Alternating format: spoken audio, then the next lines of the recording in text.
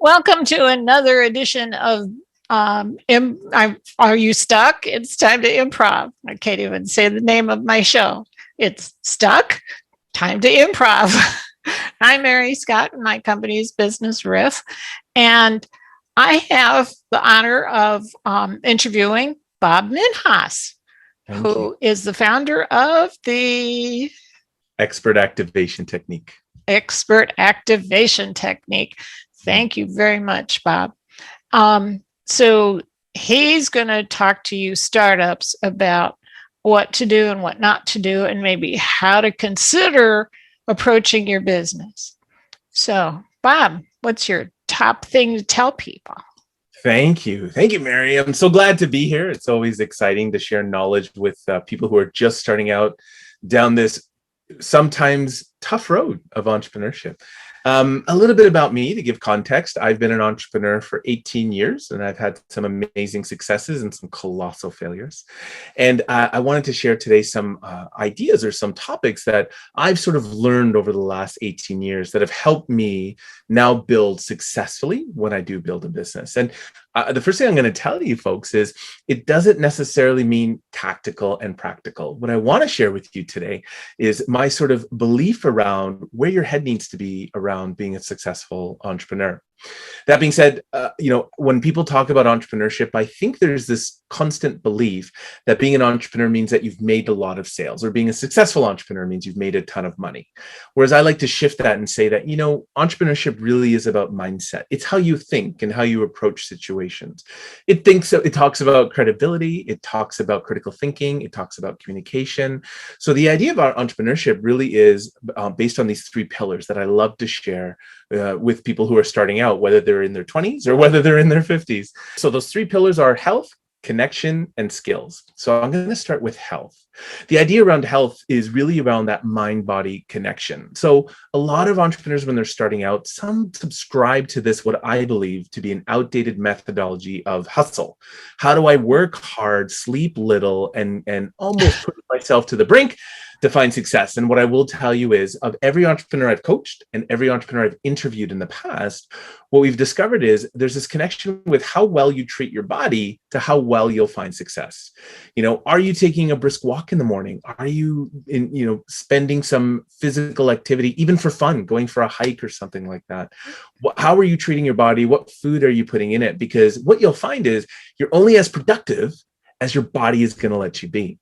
And when we talk about the body, we also want to consider the mind. And so that's all around mental health, coping mechanisms. How do you deal with stress? How do you deal with the unknown?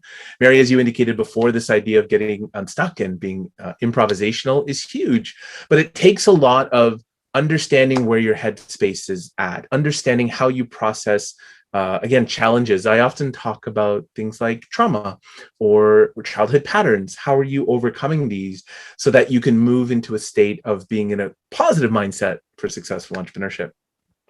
The second pillar we love to talk about is this idea around connection. And connection really is who are those people that you spend the most time with? We've heard these colloquial terms of your network is your net worth. We've heard this other term of you are the makeup of the 5 people you spend the most time with. And that really is true, because not only are they sort of supporting you or not supporting you in how you need it, but energetically, they're defining who you are and what you can do. So when I talk about connection, Mary, I talk about 3 levels. I talk about this first level of peers, these people who are at the same level as you. So you're starting your business.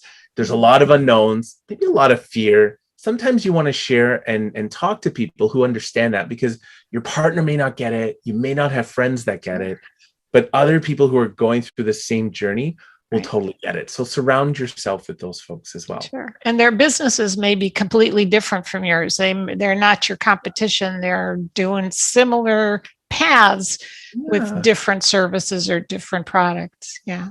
You're absolutely right. Whether they are competitors or not, they're all in the same space as you. And then the second level of connection you want to look for is around mentorship.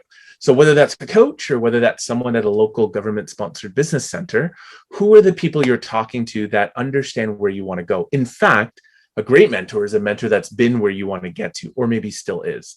They can sort of guide you to avoid the mistakes they've made, and share with you lessons that have helped them progress in what they've done.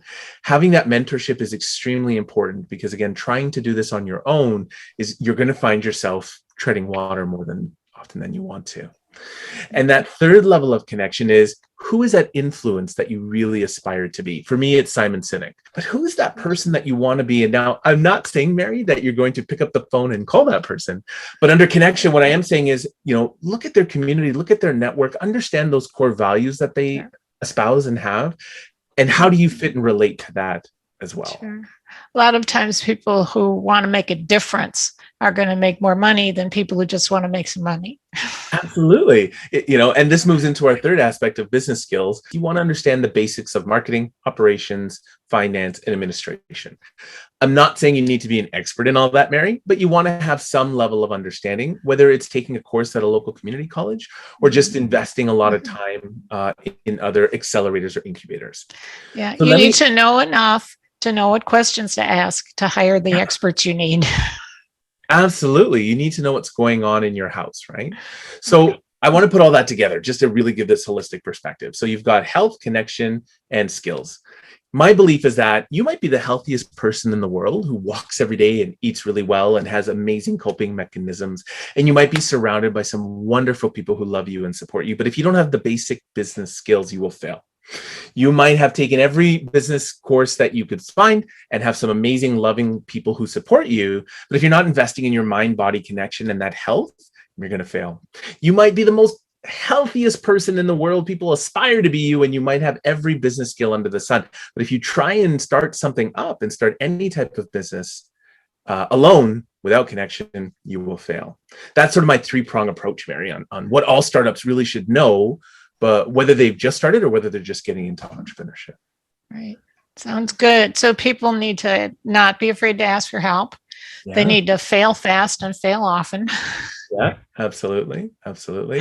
And I'm glad and they need to clear the cobwebs, whether you think you have them or not, you do. So go clear them out. Yeah. You don't know what you don't know, right? And exactly. That's the key thing around mentorship for sure. So, yeah. And sometimes the mentor is someone who's older and been in business for a long time. And sometimes a good mentor is the next stage entrepreneur who's still on the path and still heading, but they're just a few steps months, years ahead of you. Yeah. And they could be in a whole different industry, but the process is very similar, whether it has to do with raising capital, hiring HR people, getting your social media in order, whatever. You got to be able to work on your business before you work in your business. Absolutely. Yeah. I like those three pillars. It makes it easy to kind of wrap your brain around. I'm glad. It's yours. Please help yourself. Thanks, Bob. So thanks again. Yeah, we're here every Tuesday at 1:00 Central with advice for startup businesses, because you should make your own mistakes, not somebody else's. Mm-hmm. And thanks again to Bob Minhas. And I'll see you all next week.